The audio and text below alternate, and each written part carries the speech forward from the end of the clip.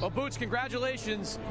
2 fights against Shugajan, but 2 very different types of fights. What'd you think of your performance tonight? My performance was okay. I don't know, man. I think it might be time to go to 54, yo.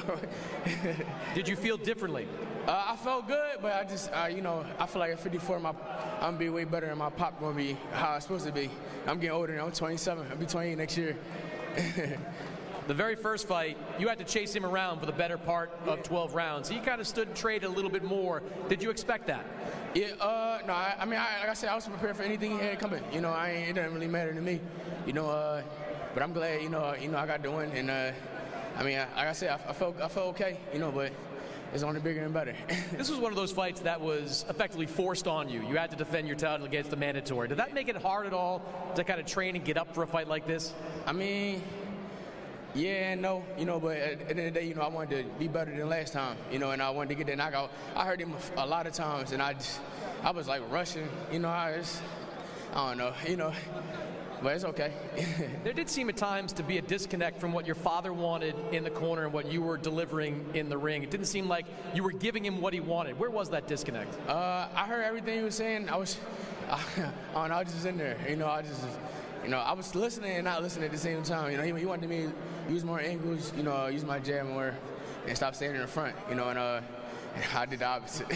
Your offense is still among the best in the welterweight division, if not the best. But for the second straight fight, we've seen you get hit a little bit more often than we've seen in the past. What do you need to do defensively to get better as you look ahead to these bigger fights? Right now, it's probably the bigger names, Like you just said, when you fight bottom-tier guys, sometimes you don't want to get up for them, but I know if I fight a way better guy, I'm gonna be crazy. I'm gonna be on point. That's what's gonna make me better. Not saying he's a bad fighter or anything, but I need them top guys. I was going to ask you about unifying these titles, but it sounds like you're ready to get out of 147. No, if we can get one of these guys and stop playing, let's make it happen. But if not, 54, here I come. This is the second straight time you've fought here in Philadelphia. For the second straight time, this crowd has shown out for you. Big crowds here to support you. What does it mean to you to get this kind of support in your hometown? Everything. I appreciate everybody that came out. They came to support, even though I wasn't a top guy. I appreciate every last one of you guys that came out. And every time I fight here, it's going to get bigger and better, and hopefully we bring a big name here. Either we come for the rest of these belts or we're going to 54 and, campaign there and collect them belts there. You've said that 154 is a poppin' division. It certainly is. Deep, really 1 to 15. If you could move up next year and challenge anybody, who would it be? Anybody at 154, anybody with a name. Like I said, I want to fight the top guys, the best guys. I want to be great. I want to be, all-time great. That's what you got to do to fight these guys. You got to put yourself out there. Congratulations, Boots. Thank you. Appreciate it. Eddie, we'll turn to you. Gets a win. What did you think of that performance? I think a lot of the problem at this level is he's going in there to try and make it entertaining with very little regard for what's coming back. I thought it was actually a great performance from Jadazian. They said they were going to give us a real fight this time. They did it. And, Boots isn't always switched on like he would be against the fighter that he has the fear factor again. I've noticed this week he's been much tighter than normal at 147.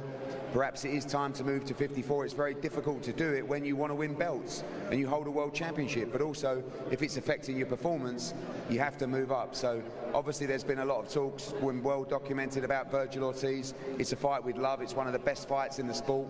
But I would still like to see him unify the division. We've got to talk to Bozy, talk to Duran, and see how long we can stay around at this weight. He's entering the prime of his career. He'd be much more switched on against the fighters that carry more danger, but a good fight tonight, a cracker compared to the first fight, and I think that was his focus. And sometimes when you're focused on trying to make it entertaining and try and get a stoppage only, sometimes you're going to take too many shots, which he did tonight, and he can't afford to take shots like that against better opposition. I don't think he will, but I think they're going to be more keen to fight him now. Definitely some good fights at 47, unification fights. We mentioned Virgil Ortiz, and those two guys have been circling each other for the better part of the last 3 or 4 years. Virgil now at 154, does have an interim title at 154. What are you hearing about the possibility that fight could happen? Yeah, we spoke to His Excellency. You've seen it on the 5v5 with Oscar de la Blanca, and I think that it's really a case of just making a fight. I'm sure I'll get a phone call in the next 10-15 minutes to confirm the fight. We're ready to go for February 22nd.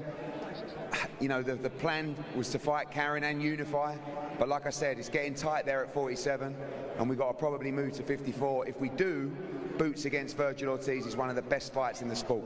You're going to wind up on Clapback Thursday for that. Oh, always. It's going to be a lot of fun, and we look forward to it. Appreciate it, Eddie. Cheers.